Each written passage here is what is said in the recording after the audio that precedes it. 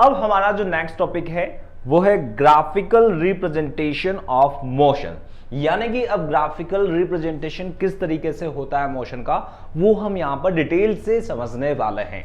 इससे पहले हमने क्या देखा, एक्सेलरेशन के बारे में, speed, velocity, motion, rest, frame of reference, वो सब हमने वहां पर डिटेल से समझा। अब उसी दरमियान जो आपका नेक्स्ट टॉपिक आता है वो है ग्राफिकल रिप्रेजेंटेशन ऑफ मोशन। चलिए किस तरीके से मोशन की जितनी भी इक्वेशंस हैं और मोशन के जितने भी क्वेश्चंस हैं उसको ग्राफ से किस तरीके से सॉल्व किया जाता है और ग्राफ को किस तरीके से प्लॉट किया जाता है वो हम यहां पर समझेंगे। चलिए स्टार्ट करते हैं फ्रॉम द वेरी फर्स्ट। यहां पर हम समझेंगे कि ग्राफ को किस तरीके से प्लॉट किया जाता है। फर्स्ट ऑफ ऑल तो यहां पर समझना, ऑन प्लॉटिंग ग्राफ में on a suitable graph paper two thick lines at right angles to each other are drawn at the bottom or the left hand side of the paper. It indicates the two axes x and y axis. You all know that. इससे पहले भी आपने कभी graph plot किया होगा तो आपको पता है कि यहां पर दो राइट एंगल, ये राइट एंगल आपके बना हुआ है, दो एक्सिस हैं, एक ये है एक ये है। तो ये जो जा रही है ये आपकी एक्स एक्सिस कहलाएगी, एक्स एक्सिस, और ये जो है आपकी कौन सी एक्सिस कहलाएगी, वाई एक्सिस कहलाएगी। दो एक्सिस हो गई आपकी, एक्स एक्सिस है वाई एक्सिस है, दोनों के बीच में 90 डिग्री का एंगल बना हुआ है। अब यहां पर स्केल शो करना है हमें, वो भी हम शो करेंगे, स्केल भी। अब यहां पर और क्या है समझना, the independent quantity is then represent along the x-axis and dependent quantity is represented along the y-axis. अब ये क्या है, डिपेंडेंट क्वांटिटीज क्या है और इंडिपेंडेंट क्वांटिटीज क्या है। डिपेंडेंट क्वांटिटीज जो है आपके y एक्सिस पे आती है और जो इंडिपेंडेंट क्वांटिटीज है वो आपकी x एक्सिस पे आती है। जैसे कि समझना है यहां पर अगर मैं बात करूं वेलोसिटी की बात करते हैं और टाइम की बात करते हैं। वेलोसिटी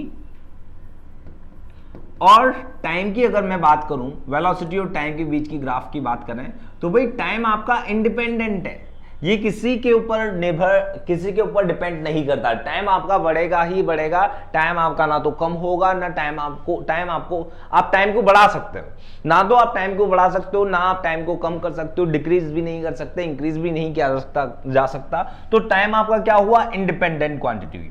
बट टाइम के ऊपर क्या वेलोसिटी आपकी डिपेंडेंट है? हाँ बिल्कुल, जैसे टाइम के ऊपर कैसे डिपेंडेंट है, वेलोसिटी इक्वल टू क्या होता है, वेलोसिटी इक्वल टू होता है डिस्प्लेसमेंट अपॉन टाइम। तो यहां पर टाइम के ऊपर डिपेंडेंट है ना, डिस्प्लेसमेंट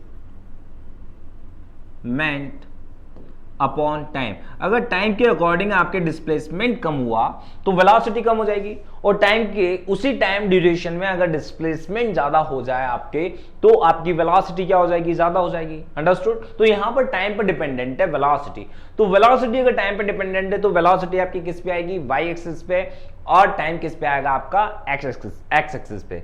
तो समझ गए होंगे आप कि इंडिपेंडेंट क्वांटिटीज जितनी भी है वो आपकी एक्स एक्सिस पर आने वाली है और डिपेंडेंट क्वांटिटीज जितनी भी है वो आपकी वाई एक्सिस पर आने वाली है। तो यहां पर ग्राफ में भी आप देख सकते हैं, ये देखो जो ये वाई एक्सिस पे आपकी वेलोसिटी होगी और एक्स एक्सिस पे आपकी कौन सी क्या होगा, टाइम होगा। यहां पर टाइम डिपेंडेंट नहीं है किसी के ऊपर। A convenient scale is chosen as to accommodate the smallest as well as the largest observation. अब यहां पर स्केल भी जो है आपको वो बिल्कुल परफेक्ट स्केल लेना है। जैसे कि अगर मैं कहूं तुमसे कि यहां पर अगर आपको ग्राफ प्लॉट करना है, अब यहां पर ग्राफ प्लॉट करना है तो मान लो कि लेंथ आपकी किलोमीटर में है, लेंथ आपकी काय में है, किलोमीटर्स में है, और स्पीड आपकी पर हार्स में है, तो आप किलोमीटर को लेंगे यहां पर। आप अब ऐसा नहीं है कि यहां से यहां तक को किलोमीटर, आप भाई 1 किलोमीटर मेजर करेंगे कि ये इतना बड़ा है तो इतनी दूरी पर हम किलोमीटर मेजर करेंगे, नहीं। यहां क्या करना है आपको, जीरो पुट करना है, जीरो लगाना है ओरिजिन पर, तो ऑलवेज यहां पर जीरो आएगा। अब यहां से यहां तक की डिस्टेंस को मैं 1 किलोमीटर मान लूंगा, तो इतनी ही डिस्टेंस को फिर से मैं 2 किलोमीटर मान लूंगा, इतनी सी डिस्टेंस को फिर मैं, तो यहां पर मुझे कन्वीनियंट जो वैल्यू होगा उस तरीके से मैं लूंगा यहाँ पर। तो यहाँ से यहाँ तक के डिस्टेंस को मैंने 1 मान लिया, यहाँ से यहाँ तक के डिस्टेंस को मैंने 2 मान लिया, यहाँ से यहाँ तक के डिस्टेंस को मैंने 3 मान लिया। और ये सब किस में है? किलोमीटर में। अब ऐसा जरूरी नहीं है कि किलोमीटर के लिए मैं बहुत ही बड़ी लेंथ लूँ, नहीं, यहाँ से यहाँ तक की डिस्टेंस को मैंने 1 किलोमीटर, जो कि मेरे लिए कन्वीनियंट है। और हार्ट्स में अगर लेना है टाइम, तो यहाँ से 0 से ये 1 हो गया है और 1 से ये 2 हो गया। अब इसका मतलब भी ये नहीं है कि यहाँ से 1 आपको इतना लेना पड़ेगा, नहीं, यहाँ से अगर ये हार्ट्स में है तो इस तरीके से हो जाएगा, सेकंड्स में है तो सेकंड में भी ले लेंगे हम इसी तरीके से। बट यहाँ पर जो हमारे लिए कन्वीनियंट होगा उस चीज को हम लेंगे यहाँ पर। तो आई होप कि आपको ये भी समझ में आ गया होगा। साथ में यहाँ पर समझना है इसको, various points are then plotted for various pairs of observation by drawing a small circle around each of the points plotted. Now here क्या बात हो रही है यहाँ पर क्या बात कर रहे हैं हम, देखो इधर यहां पर समझना है इस जगह पर कि यहां पर जैसे ये छोटे छोटे स्मॉल से सर्कल्स बनाए हुए हैं। ये सर्कल्स क्यों बनाए हुए हैं आपके यहां? सर्कल्स इसलिए बनाए हुए हैं क्योंकि मान लो कि आपकी 100 किलोमीटर पर, अगर जो 100 किलोमीटर है, 100 किलोमीटर मान लो कि आपका 5 हार्स में कंप्लीट होता है ना, 5 हार्स में 100 किलोमीटर चल पाते हैं अपन। तो यहां पर आपके ये 4 हार्स ये हो गए और 100 किलोमीटर ये हो गए। तो ये दोनों जहां मीट करेंगे वहां पर हम एक सर्कल बना देंगे। इसका मतलब हम समझ जाएंगे कि अगर ये आपका टाइम है और ये अगर आपका किलोमीटर है और ये आपका टाइम है, तो इस कंडीशन में यहां पर आपके क्या आ जाएगा, एक सर्कल बन जाएगा इस जगह पर। अंडरस्टूड? यहां पर सर्कल बना देंगे, टाइम और किलोमीटर दोनों आ जाएंगे, आपके टाइम और किलोमीटर दोनों आ जाएंगे, तो यहां पर एक सर्कल बना देंगे। अंडरस्टूड? एक और आप समझ लो यहां पर क्या आ रहा है, यहां इसको भी समझ लेना कि अब यहां पर क्या होगा, a smooth curve is then drawn passing through maximum points plotted. If the graph seems to be a straight line, draw a straight line passing through maximum of this all plotted points. यानी कि इसका मतलब क्या है कि जो भी हमने पॉइंट्स प्लॉट किए हैं, वो जितने भी पॉइंट्स प्लॉट किए हैं उन्हें सबको मिला देना है। तो आपके अगर स्ट्रेट लाइन जा रही है तो स्ट्रेट लाइन ड्रॉ कर देंगे। जैसे कि आप यहां देख लो कि यहां पर ये सारे पॉइंट्स है, ये मैंने एक पॉइंट लगाया यहां पर, ये पॉइंट बन गया है आपके, एक पॉइंट ये बन गया है, एक पॉइंट ये था ही, एक पॉइंट ये था ही। अब इन सारे पॉइंट्स को मैं अगर मिला दूंगा तो कुछ भी किसी भी तरीके का शेप जो है हमें मिल सकता है। ये तो स्ट्रेट लाइन जा रही है, बाकी हो सकता है कि आपको इस तरीके का शेप मिले, हो सकता है आपको इस तरीके का शेप मिले, हो सकता है आपको इस तरीके का शेप मिले। तो किसी भी तरीके का आपको शेप मिल सकता है जब हम सारे पॉइंट्स को यहां पर मिला देंगे, है ना, मिला देंगे तो इस तरीके के पॉइंट्स बनेंगे। और क्या है यहां पर, give a suitable name to the graph plotted. जो भी हमने ग्राफ प्लॉट किया है उससे नाम भी दे दो, कुछ भी नाम दे दो, जैसे कि वेलोसिटी और टाइम के बीच में ग्राफ प्लॉट किया गया है तो वेलोसिटी टाइम ग्राफ हो गया है। अगर हमने डिस्प्लेसमेंट और टाइम के बीच में ग्राफ प्लॉट किया है तो उससे डिस्प्लेसमेंट टाइम ग्राफ बोल दो। अगर उससे मैंने इस तरीके से उसे नाम भी देना है तो यहां पर give a suitable name to graph plotted. जो भी ग्राफ हमने प्लॉट किया है, as you can see here, for a stationary object के लिए हमने यहां पर एक ग्राफ प्लॉट किया है। स्टेशनरी ऑब्जेक्ट, इसका नाम रख दिया है स्टेशनरी ऑब्जेक्ट के लिए ग्राफ। अब स्टेशनरी ऑब्जेक्ट के लिए ग्राफ दिया गया है तो उसका मतलब क्या है, स्टेशनरी का मतलब क्या है कि टाइम के साथ उसकी पोजीशन में कोई चेंजेस नहीं आ रहा है, तो दैट मींस क्या है, वो स्टेशनरी है। अंडरस्टूड? कि टाइम बढ़ता जा रहा है, आपका टाइम इंक्रीज होता जा रहा है, बट पोजीशन में कोई चेंजेस नहीं आ रहा है। आफ्टर 1 आवर भी तुम्हें ये यही दिख रहा है, आफ्टर 2 आवर भी तुम्हें ये यही दिख रहा है, आफ्टर 3 आवर भी तुम्हें यही दिख रहा है। तो इसकी पोजीशन में चेंजेस नहीं आ रहा है। तो पोजीशन में चेंजेस नहीं आएगा, पोजीशन इसकी कांस्टेंट बनी हुई है, इस तरीके से पोजीशन इसकी कांस्टेंट बनी हुई है। तो ये कौन सा ग्राफ होगा आपका, फॉर अ स्टेशनरी ऑब्जेक्ट के लिए ग्राफ होगा। अगर मैं यहां पर देखूं for uniform velocity, uniform velocity के लिए किस तरीके का ग्राफ बनेगा। अब यहां पर समझना कि टाइम के साथ आपका एक्सेलरेशन जो है, यहां पर यूनिफॉर्म एक्सेलरेशन है, यूनिफॉर्म एक्सेलरेशन है तो आपकी वेलोसिटी जो है वो क्या होगी, यूनिफॉर्मली इंक्रीज होती जाएगी, यूनिफॉर्मली इंक्रीज होती जाएगी। तो यूनिफॉर्मली इंक्रीज हो रही है, पोजीशन जो है आपकी वो टाइम के साथ क्या हो रही है, चेंज हो रही है। पोजीशन आपकी टाइम के साथ चेंज होती जा रही है। तो ये आपका काय का ग्राफ होगा, वेलोसिटी का ग्राफ होगा, और ये है वेलोसिटी कौन सी, यूनिफॉर्म वेलोसिटी।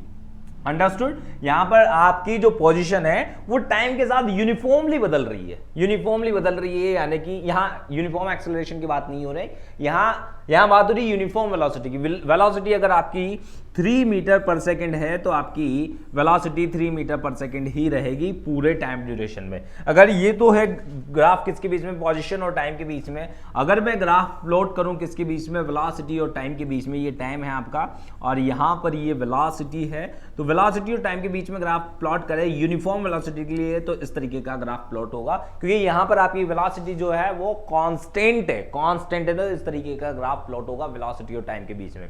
ये पोजीशन और टाइम के बीच में, क्योंकि पोजीशन आपकी बिल्कुल, अगर आपकी 1 सेकंड बाद 1 सेकंड में आपकी 3 मीटर चली जाती है तो फिर नेक्स्ट सेकंड में, सेकंड में कितना हो जाएगा, 6 मीटर हो जाएगा, फिर नेक्स्ट सेकंड में कितना हो जाएगा, 9 मीटर हो जाएगा, फिर नेक्स्ट सेकंड में कितना हो जाएगा, 12 मीटर तक पहुंच जाएगा। इसलिए ये क्या जा रहा है, आपका यूनिफॉर्म ग्राफ प्लॉट हो रहा है।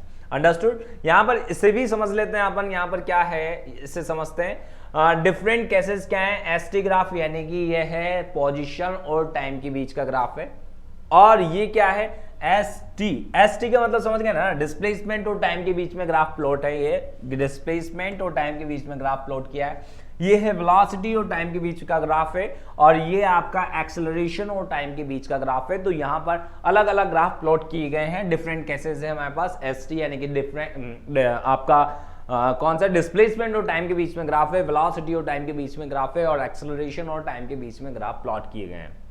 एट रेस्ट पे किस तरीके का ग्राफ प्लॉट होगा आपका, यहां पर इस तरीके से। भाई रेस्ट पे टाइम के साथ इसकी पोजीशन में कोई चेंजेस नहीं आ रहा है, रेस्ट पर है तो भाई टाइम के साथ कोई पोजीशन में चेंजेस नहीं आ रहा, तो इस तरीके का ग्राफ प्लॉट होगा।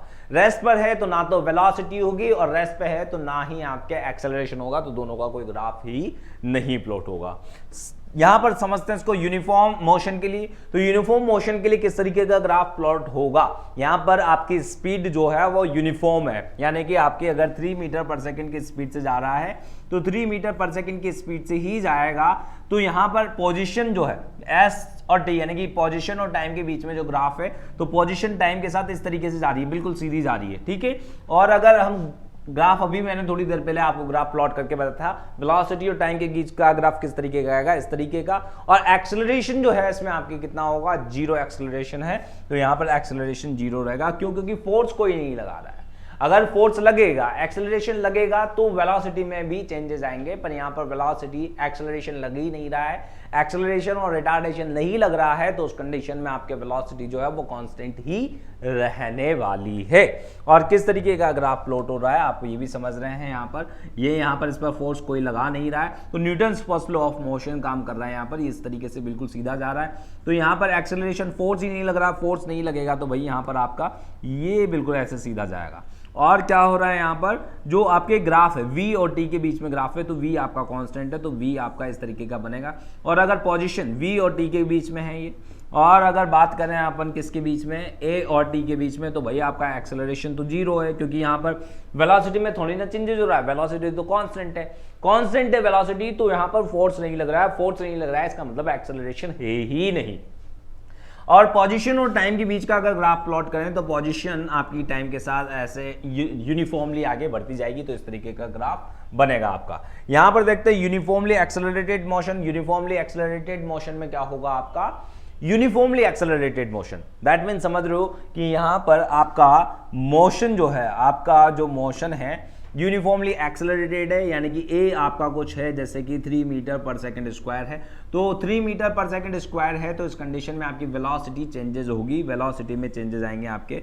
वेलोसिटी कैसे जाएगी आपकी, वेलोसिटी इस तरीके का ग्राफ बनेगा वेलोसिटी का। तो यूनिफॉर्म है तो अगर आपकी अभी वेलोसिटी, ये वेलोसिटी और ये टाइम के बीच में ग्राफ है, तो वेलोसिटी अगर अभी आपकी 3 मीटर पर सेकंड स्क्वायर है, तो आफ्टर 1 सेकंड ये आपकी 6 मीटर पर सेकंड स्क्वायर होगी, 6 मीटर पर सेकंड होगी। आफ्टर ये होगी आपकी 6 मीटर पर सेकंड, 3 मीटर पर सेकंड, 9 मीटर पर सेकंड, और ये ऐसे 12 मीटर पर सेकंड। इस तरीके का ग्राफ प्लॉट होगा आपके। अब पोजीशन तो आपकी चेंजेस हो ही रही है, पोजीशन तो आपकी अलग ही तरीके से जाएगी, इस तरीके से पोजीशन बदलेगी आपकी, इस तरीके की पोजीशन आएगी। समझ रहे हो ना। ग्राफ कैसे बनेगा समझना, इसको भी मैं बता देता हूं कैसा ग्राफ बनेगा बच्चों। यहां पर एक इक्वेशन हमने पढ़ी थी, s equals to ut plus half at square. यहां पर s क्या है आपका, s आपका डिस्प्लेसमेंट है, u इनिशियल वेलोसिटी, टाइम यहां पर आपका चेंज हो ही रहा है, तो और a आपका यहां पर क्या है, कांस्टेंट है, तो s डायरेक्टली प्रोपोर्शनल है किसके, t स्क्वायर के। तो as directly proportional T square के, तो बच्चों इसका जो ग्राफ बनता है वो पैराबोलिक ग्राफ बनता है, ये पैराबोलिक ग्राफ बनता है। और इसका मतलब भी समझ लेना, एस और टी के बीच का ग्राफ है ये, एस और टी के बीच का ग्राफ है और ये पैराबोलिक ग्राफ बन रहा है। इसका मतलब भी समझ लेना कि यहां पर आपका यूनिफॉर्मली एक्सेलरेटेड है, तो आपकी वेलोसिटी में ऐसा नहीं है कि लीनियरली वेलोसिटी या पोजीशन चेंज हो रही है, बिल्कुल ऐसा सीधा जा रहा है, नहीं, यहां पर वेलोसिटी कांस्टेंट नहीं है, वेलोसिटी में चेंजेस हो रहा है। तो आपकी स्टार्टिंग में तो कम डिस्टेंस करेगा, फिर और वेलोसिटी बढ़ जाएगी तो ज्यादा डिस्टेंस कवर करने लग जाएगा, और ज्यादा वेलोसिटी बढ़ जाएगी तो और ज्यादा डिस्टेंस कवर करने लगेगा, और ज्यादा वेलोसिटी बढ़ेगी तो और ज्यादा डिस्टेंस कवर करने लगेगा। तो इस तरीके से डिस्टेंस आपकी क्या होती जाएगी, इंक्रीज होती जाएगी। अंडरस्टूड? तो इस तरीके का ग्राफ बनेगा, पहले कम हो रही है फिर ऐसे बहुत ज्यादा बढ़ने लग जाएगी। तो इस तरीके से डिस्टेंस आपकी बनेगी। यहां पर किस तरीके का ये ग्राफ प्लॉट हो गया है, वी और टी के बीच में ये ग्राफ प्लॉट कर दिया है, और ए और टी के बीच में अगर ग्राफ बनाना है तो ए आपका यूनिफॉर्म है यानी कि कांस्टेंट है तो भाई इस तरीके का ग्राफ आपका बनेगा। चलिए और भी कुछ ग्राफ दिए हुए हैं, उन ग्राफों को भी हम यहां पर समझ लेते हैं। कौन सा ग्राफ दिया हुआ है, यूनिफॉर्मली एक्सेलरेटेड मोशन, वही चीज है, बस यहां पर इनिशियल वेलोसिटी जीरो नहीं है, तो यहां पर इनिशियल इस तरीके का ग्राफ बनेगा। इनिशियल वेलोसिटी आपकी जीरो नहीं है यानी कि कुछ वेलोसिटी है तो यहां से स्टार्ट हो जाएगा, ये समझ रहे हो ना। यहां हो क्या रहा है कि इनिशियल वेलोसिटी आपकी जीरो नहीं है, इनिशियल वेलोसिटी जीरो नहीं है, तो उस कंडीशन में आपकी कुछ वेलोसिटी है, पहले से कुछ वेलोसिटी, अब यहां पर वेलोसिटी अब इंक्रीज हो रही है, तो यहां से ये इस तरीके का ग्राफ बन जाएगा और आपका ये 80 का तो ग्राफ इस तरीके का बनेगा। यूनिफॉर्मली रिटार्डेड मोशन, रिटार्डेड मतलब कि यहां पर आपकी वेलोसिटी डिक्रीज हो रही है, तो ग्राफ इस तरीके की जगह अब ग्राफ आपका इस तरीके का बनेगा। अंडरस्टूड? और यहां पर पोजीशन भी क्या हो जाएगी, आपकी पोजीशन तो बढ़ेगी, हमेशा पोजीशन को तो बढ़ना ही है, ये भी आप समझते ही है, पोजीशन आपकी हमेशा बढ़ेगी। तो यहां बढ़ेगी क्या, पोजीशन में, मतलब अगर हम यहां पर डिस्प्लेसमेंट की बात कर रहे हैं तो डिस्प्लेसमेंट भी आपका क्या हो जाएगा, कम होगा। पोजीशन यानी कि डिस्टेंस और टाइम के बीच में अगर ग्राफ प्लॉट करेंगे तो डिस्टेंस ऑलवेज इंक्रीज होती है, डिस्टेंस आपकी स्केलर क्वांटिटी होती है, ये हमने पढ़ा था। और यहां पर डिस्प्लेसमेंट आपका क्या होती है, वेक्टर क्वांटिटीज होती है, तो वेक्टर क्वांटिटीज है तो डिस्प्लेसमेंट तो आपका हमेशा क्या होगा, डिक्रीज भी होगा, इंक्रीज भी होगा और जीरो भी होगा। तो यहां पर रिटार्डेड मोशन है यानी कि आपका स्पीड कम होती जा रही है, रिटार्डेड मोशन है, रिटार्डेड मोशन में आपका डिस्प्लेसमेंट क्या होता है, जीरो हो जाएगा, क्योंकि यहां पर ये देखो आपकी पोजीशन क्या हो रही है, कम हो रही है, और वेलोसिटी डिक्रीज हो रही है यानी कि कुछ वेलोसिटी है पहले, तो अब डिक्रीज होकर ये कहां गई है, जीरो पर आ जाएगी। और यहां पर रिटार्डेड मोशन में आपको ये भी बताया था मैंने कि रिटार्डेड मोशन में क्या होता है, आपका एक्सेलरेशन जो है वो जीरो होता है या नेगेटिव होता है। तो एक्सेलरेशन किधर आ जाएगा, नेगेटिव होगा, इधर नीचे की तरफ आ जाएगा एक्सेलरेशन, आपके यहां पर यहां आ जाएगा, माइनस में होगा आपका एक्सेलरेशन, बिकॉज फोर्स जो है वो आपका अपोजिट डायरेक्शन में लगेगा। ये मैंने आपको समझाया था कि एक्सेलरेशन नेगेटिव भी होता है और पॉजिटिव भी होता है। तो यहां पर रिटार्डेशन में आपका एक्सेलरेशन अपोजिट डायरेक्शन में फोर्स लगने लगता है तो नेगेटिव हो जाता है, तो यहां पर आपका नेगेटिव आ जाएगा जीरो से। अंडरस्टूड? ये समझ गए होंगे आप। और यहां पर इससे भी समझना, ये आ गया है non uniform accelerated motion. Non uniform accelerated motion में क्या होता है बच्चों, नॉन यूनिफॉर्म एक्सेलरेटेड मोशन का मतलब होता है कि यहां पर आपका एक्सेलरेशन जो है वो कॉन्टिन्यूअस, एक्सेलरेशन जो है वो कांस्टेंट नहीं है, एक्सेलरेशन भी आपका चेंजेस हो रहा है। एक्सेलरेशन मान लो स्टार्टिंग में आपका एक्सेलरेशन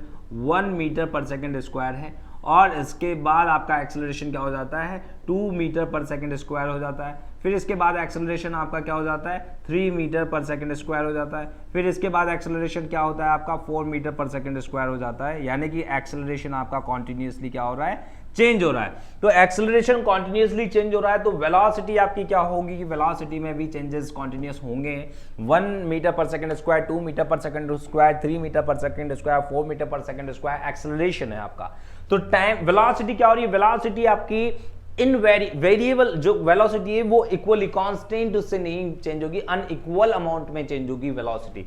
अनइक्वल अमाउंट में चेंज होगी तो आपकी वेलोसिटी का ग्राफ इस तरीके का कुछ आएगा, इस तरीके की स्ट्रेट लाइन नहीं आएगी। स्ट्रेट लाइन क्यों नहीं आ रही, क्योंकि वेलोसिटी आपकी बिल्कुल सीधी नहीं है भाई। क्यों, क्योंकि यहां पर आपकी अगर वेलोसिटी पहले स्टार्टिंग में 3 मीटर पर सेकेंड मान लो है, फिर नेक्स्ट सेकंड में 4 मीटर पर सेकंड स्क्वायर है, तो फिर नेक्स्ट सेकंड में 5 आना चाहिए, वो 5 नहीं आके कितना आ जाएगा, 6 मीटर पर सेकंड आ जाएगा। फिर नेक्स्ट सेकंड में 8 आना चाहिए, तो ऐसा नहीं आएगा, 10 मीटर पर सेकंड आ जाएगा। तो यहाँ पर वेलोसिटी आपकी अनइक्वल अमाउंट में चेंज हो रही है, तो ग्राफ आपका इस तरीके का बनेगा। अंडरस्टूड? पोजीशन भी आपकी अनइक्वल अमाउंट में चेंज हो रही है, पोजीशन तो बिल्कुल अनइक्वल अमाउंट में चेंज होनी ही है ना। तो ये इस तरीके का ग्राफ प्लॉट होने वाला है आपका। ये देखो पोजीशन और वेलोसिटी और टाइम के बीच में ग्राफ, ये तो यहां आएगा, ठीक है। इस तरीके का ग्राफ आपके प्लॉट होने वाला है। और यहां पर नॉन v और t के बीच में ग्राफ इस तरीके का बनेगा, नॉन यूनिफॉर्म में। रिटार्डेड मोशन है, डी एक्सेलरेटेड मोशन है। डी एक्सेलरेटेड मोशन में तो आप समझते ही हैं कि डी एक्सेलरेटेड मोशन में आपकी वेलोसिटी यूनिफॉर्मली नहीं होगी, अनइक्वल अमाउंट में चेंज होगी, बिकॉज ये कौन सा मोशन है, नॉन यूनिफॉर्म मोशन है। अब body falling freely under gravity, gravity के अंदर जा रही है तो नीचे की तरफ ग्राफ आ जाएंगे सारे के सारे, क्योंकि -g होता है, ये मैंने आपको बताया था। जब फॉल कर रहा है किसमें, नीचे ग्रेविटी में, तो ये सब नहीं ये सब g प्लस में होता है, सॉरी g प्लस में होता है आपके, और जब ये ऊपर जा रहा होता है तो g माइनस में होता है, अंडरस्टूड। बट वहां पर पोजीशन क्या हो रही है, पोजीशन ऊपर से नीचे आ रहा है, पोजीशन कम हो रही है, अंडरस्टूड। और जब ऊपर फेंकते हैं तो पोजीशन बढ़ रही होती है, वेलोसिटी आपकी डिक्रीज हो जाएगी। वेलोसिटी जब ऊपर से नीचे आ रही है तो वेलोसिटी इंक्रीज होना चाहिए, सॉरी ये गलत है ग्राफ भाई, है ना, ऊपर होना चाहिए ग्राफ, और वो जो है वो प्लस में होगा, ये भी ऊपर होगा। ये दोनों ग्राफ गलत हैं, ये ग्राफ गलत है भाई, ये ऊपर होगा, यहाँ आएगा, ये प्लस में आएगा जी, यहाँ पर, अंडरस्टूड, यहाँ पर प्लस में आएगा जी। और ये ग्राफ ऐसे होना चाहिए। ये पोजीशन को जरूर कह सकते हैं, पोजीशन आपकी नीचे आ रही है ना, तो इसमें पोजीशन पहले इंक्रीज होगी फिर बाद में डिक्रीज होगी, तो ये डिक्रीज वाली पोजीशन का ग्राफ बिल्कुल सेम है। यहाँ पर जाकर वेलोसिटी 0 हो जाएगी। तो स्टार्टिंग में आपके वेलोसिटी कुछ होगी, जब बॉडी आपकी नीचे की तरफ आ रही है तब हाईएस्ट वेलोसिटी कुछ होगी, जब अपवर्ड थ्रो करेंगे तो अपवर्ड थ्रो करेंगे तो इनिशियल वेलोसिटी होगी, बाद में हाईएस्ट पॉइंट पर जाकर वेलोसिटी 0 हो जाएगी। तो हाईएस्ट पॉइंट पर जाकर वेलोसिटी 0 हो गई, वापस से नीचे आ रही है तो वापस से नीचे आकर यहाँ पर हाईएस्ट वेलोसिटी हो जाएगी। ये मैंने आपको सब कुछ बताया है। और इसमें -g का यूज करते हैं तो ये -g यहाँ पर आ जाएगा। इस तरीके का ग्राफ आपके प्लॉट होगा। ये आई होप आपको समझ में आ गया होगा अच्छे से कि क्या समझाया है मैंने। A body is projected vertically upward, जब वर्टिकली अपवर्ड डायरेक्शन में जा रही है, और जब फॉल कर रही है तो उस कंडीशन में आपके g माइनस में होगा, और जब ये ऊपर की तरफ फेंक रहे हैं, तब g प्लस में माइनस में होगा, सॉरी। और जब नीचे की तरफ आ रहा है जब g प्लस में होगा तो यहाँ ये ऊपर होगा और यहाँ ये नीचे होगा। पोजीशन आपकी यहाँ पर कम होती है, डिक्रीज, क्योंकि नीचे आ रहा है तो माइनस में आ जाएगी। और यहाँ पर ये माइनस में क्या है, ये रेफरेंस लाइन पर डिपेंड करती है भाई डिस्प्लेसमेंट आपका। अगर रेफरेंस लाइन ऊपर है तो हो सकता है कि ये ऊपर भी जाए, ये इस तरीके से भी हो सकती है आपकी। ये रेफरेंस लाइन पर डिपेंड करता है। रेफरेंस लाइन आपने अर्थ माना हो तो अर्थ के लिए तो नेगेटिव होती जाएगी, और अगर वही जहां से डाला है उसी को मानेंगे तो भाई आपका डिस्प्लेसमेंट ज्यादा होता जाएगा। इस चीज को समझना पड़ेगा। यहाँ पर वर्टिकली अपवर्ड जा रही है तो पहले ये ऊपर हाईएस्ट पोजीशन तक जाएगी तो पोजीशन इंक्रीज होगी, फिर यहाँ पर जाने के बाद वेलोसिटी 0 होने के बाद वापस से डिस्प्लेसमेंट नीचे आकर 0 हो जाएगा, वापस अर्थ पर आ जाएगी, तो डिस्प्लेसमेंट आपका क्या हो जाएगा, नेगेटिव में चेंज हो जाएगा। जब अपवर्ड थ्रो किया है तब इनिशियल वेलोसिटी कुछ होगी, तो भैया यहाँ इनिशियल वेलोसिटी है, हाईएस्ट पॉइंट पर जाने के बाद वेलोसिटी 0 हो जाएगी, तो हाईएस्ट पॉइंट पर जाकर वेलोसिटी 0 हो गई। अब वापस से नीचे आ रही है तो वेलोसिटी इंक्रीज होगी, पर नेगेटिव डायरेक्शन में इंक्रीज होगी, तो ये नीचे की तरफ नेगेटिव डायरेक्शन में इंक्रीज हो रही है क्योंकि नीचे की तरफ आ रही है। और वेलोसिटी आपकी इंक्रीज भी होती है, डिक्रीज भी होती है, ये मैंने आपको बताया था, नेगेटिव भी होती है और पॉजिटिव भी होती है। तो वेलोसिटी जब ऊपर फेंका तो पॉजिटिव, जब नीचे आ रही है वापस वहां से तो नेगेटिव हो जाएगी। ये आपका जी माइनस में हो गया। तो आई होप आपको ये समझ में आ गया होगा। अब ये क्वेश्चन है विच ऑफ द फॉलोइंग, ये क्वेश्चन आपसे पूछा गया है, इसका आंसर देना है which of the following XT graph, यानी कि ये एक्सटी ग्राफ आपका पोजीशन और टाइम के बीच में ग्राफ प्लॉट किया गया है। पोजीशन और टाइम के बीच में ग्राफ प्लॉट किया गया है, represent a constant velocity motion. Constant velocity motion किस में दिख रहा है बताइए, क्या ये कांस्टेंट है क्या? भाई हो ही नहीं सकता। ये पोजीशन जो है वो टाइम के साथ कॉन्स्टेंटली चेंज हो रही है क्या? नहीं हो रही, नहीं हो रही, तो भाई ये तो गलत हो गया, ये भी गलत है। क्या इसमें हो रहा है क्या? यहां से यहां तक तो कांस्टेंट है, कोई दिक्कत नहीं, यहां से यहां तक कांस्टेंट है, बट यहां पर वेलोसिटी आपकी 0 हो गई है, तो ये भी नहीं है। ये है क्या भाई? इसमें भी ये पोजीशन आपकी अलग ही डायरेक्शन में, तो यूनिफॉर्म नहीं है, इसमें कांस्टेंट नहीं है। ये वाला बिल्कुल सी वाला करेक्ट आंसर है आपका। क्यों? क्योंकि इसमें पोजीशन आपकी कैसे चेंज हो रही है, ऐसे चेंज हो रही है, बिल्कुल इस तरीके से जा रही है, एक लाइन जा रही है, और ये बिल्कुल आपका करेक्ट आंसर होगा। कौन सा? कांस्टेंट वेलोसिटी है इसमें, टाइम के साथ पोजीशन जो है वो लीनियर स्ट्रेट लाइन जा रही है, तो यहाँ पर एक आपके कांस्टेंट वेलोसिटी होगी। सी वाला आपका बिल्कुल करेक्ट आंसर होगा। ये भी देख लेते हैं यहां पर। अच्छा, अगर आपको ग्राफ दिया हुआ है, ग्राफ ऑलरेडी गिवन है आपको, तो हम ग्राफ आपके ग्राफ से, अगर ग्राफ आपका यूनिफॉर्म शेप में, बिल्कुल परफेक्ट शेप में, अगर शेप यहाँ पर बिल्कुल परफेक्ट है, दैट मीन्स कि यहाँ पर इस तरीके का कोई रैंडम ग्राफ नहीं दिया हुआ है आपको इस तरीके का, तो अगर ग्राफ आपको बिल्कुल एक परफेक्ट शेप यानी कि रेक्टेंगल है या ट्राइंगल है, इस तरीके का कुछ बन रहा है, तो हम वहां से जो थर्ड वेरिएबल होगा उसे फाइंड आउट किया जा सकता है। जैसे कि अगर स्पीड और टाइम के बीच में ग्राफ प्लॉट किया गया है तो हम यहां से डिस्टेंस को फाइंड आउट कर सकते हैं। कैसे?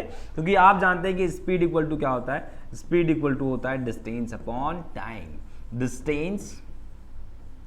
डिस्टेंस अपॉन टाइम, तो डिस्टेंस अपॉन टाइम है यहां पर, तो क्या हो जाएगा, ये स्पीड और टाइम के बीच का ग्राफ प्लॉट किया हुआ है, तो ये दोनों तो दिए हुए हैं, ऑलरेडी गिवन है आपको, ये स्पीड गिवन है, ये टाइम गिवन है, तो आपको डिस्टेंस को फाइंड आउट करना है। ये डिस्टेंस है आपके, तो डिस्टेंस को इस ग्राफ से, ये जो शेडेड पोर्शन है, शेडेड पोर्शन से हम क्या निकाल सकते हैं कि कितनी डिस्टेंस इसने कवर करी होगी, ये हम निकाल सकते हैं। अंडरस्टूड? तो यहां पर समझने की क्या चीज है, समझना है इधर, when the particle move from T2 to T1, जब ये T2 से चलकर T1 पर आता है, T1 से चलकर T2 तक जाता है with uniform speed V, uniform speed V से द डिस्टेंस कवर्ड, डिस्टेंस कितनी होगी इसकी, तो डिस्टेंस इज रेक्टेंगल, ये जो आपको दिया हुआ है ना, ये रेक्टेंगल का एरिया आपका स्पीड कहलाएगा। अंडरस्टूड? और इसकी स्पीड यूनिफॉर्म है, तो यहां पर आ रहा है, ये यहां से लेकर यहां कोई स्पीड है मान लो, तो इसका एरिया क्या होगा, रेक्टेंगल का एरिया क्या होगा, area of rectangle, area of rectangle, कौन सा रेक्टेंगल है, ABCD लिख देते हैं, ABCD। अंडरस्टूड? तो एरिया ऑफ रेक्टेंगल ABCD, और यहां से ये जानते हैं हम लेंथ इनटू ब्रेथ होता है, और लेंथ कितनी है आपकी यहां से यहां तक की, T2 माइनस T1, और ब्रेथ कितनी है, हाइट कितनी मान लीजिए आप, ये V है, तो V multiply T2 minus T1 होगा, T2 माइनस T1, ये एरिया निकल के आ जाएगा। और इससे कैसे मान सकते हो तुम, चाहो तो इसको ऐसे भी लिख सकते हो, AB, इससे मैं इस तरीके से लिख देता हूं, क्या लिख देता हूं इससे मैं AD इसी ग्राफ से AD मल्टीप्लाई बाय AB, इस तरीके से लिखा जा सकता है। AD क्या है आपका, AD है आपका T2 माइनस T1 और मल्टीप्लाई AB कितना है आपका V, ये, तो ये वाला आपका करेक्ट वो होगा। इस तरीके से हम एरिया ऑफ ABCD निकाल देंगे, और ये आपका क्या दे देगा, डिस्टेंस दे देगा। क्यों? क्योंकि स्पीड और टाइम के बीच का जो थर्ड वेरिएबल होता है वो डिस्टेंस ही होता है, तो इस तरीके से हम डिस्टेंस को फाइंड आउट कर सकते हैं। यही ग्राफ अगर आपका वेलोसिटी और टाइम के बीच में प्लॉट किया हुआ होता तो हम यहाँ पर डिस्टेंस की जगह डिस्प्लेसमेंट निकाल रहे होते कि डिस्प्लेसमेंट कितना होगा। अंडरस्टूड? ये समझ में आ गया होगा आपको। अब यहां पर ये आपको एक दिया हुआ भी है question, figure shows the speed versus time graph for a particle. Find the distance traveled by the particle during the time t equal to 0 to t equal to 3 seconds. यहां पर स्पीड और टाइम के बीच में graph plot किया गया है, ये स्पीड और टाइम के बीच में ग्राफ प्लॉट है। अब यहां पर हमें जो निकालना है, ऑब्वियसली बात है कि जो थर्ड वेरिएबल है वही निकलने वाला है, डिस्टेंस ही यहां पर निकलने वाली है, इन दोनों के बीच में ग्राफ प्लॉट किया गया है। तो जो इसके ग्राफ के नीचे वाला जो शेडेड पोर्शन है, वो शेडेड पोर्शन क्या बताएगा आपका यहां पर वो डिस्टेंस को शो करेगा। अब समझना, यहां पर डिस्टेंस को शो करने वाला है, तो ये शेडेड पोर्शन है आपका, ये वाला शेडेड पोर्शन है, और यही आपका क्या कर रहा है, जैसे कि मैंने इसको दे दिया नाम OAB, इसको नाम दे दिया है मैंने OAB, तो ट्राइंगल है भाई, है ना, तो area of triangle, area of triangle कौन सा, OAB। ठीक, तो यहां से कैसे निकालेंगे, 1/2 मल्टीप्लाई बेस, तो base upon height, base multiply by height, base multiply by height, यही होता है ट्राइंगल का एरिया। क्योंकि इसी का तो एरिया निकालना है, परफेक्ट शेप है, ट्राइंगल बन रहा है, तो बेस कितना है, ये GOA है, तो 1/2 OA, और ये क्या है मल्टीप्लाई में हाइट कितनी है AB, ये है आपकी हाइट AB। तो यहां से क्या आ जाएगा आपका 1/2 ओ ए कितना है आपका 0 से 3, तो 3 सेकेंड्स आ जाएगा, 3 आ जाएगा।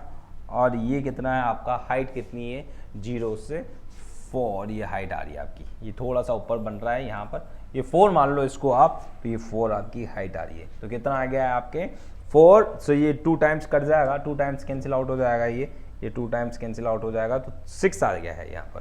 तो ये कितना आएगा आपका एरिया ऑफ ये, तो डिस्टेंस कितनी निकल के आ गई,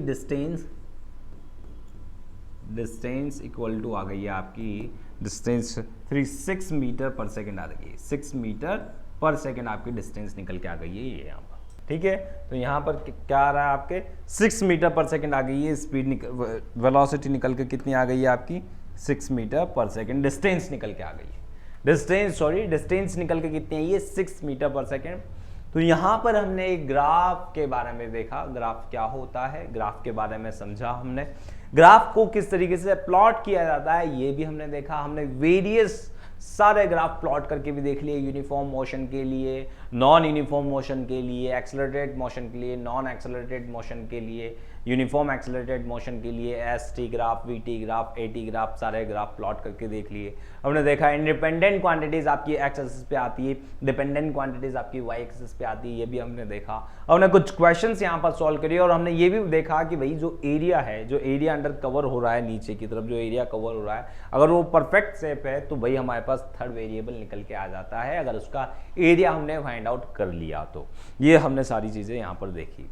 चलिए अब हम यहाँ पर नेक्स्ट टॉपिक पर चलते हैं, हमारे नेक्स्ट टॉपिक पर उसके बारे में डिटेल से यहाँ पर स्टडी करते हैं। चलिए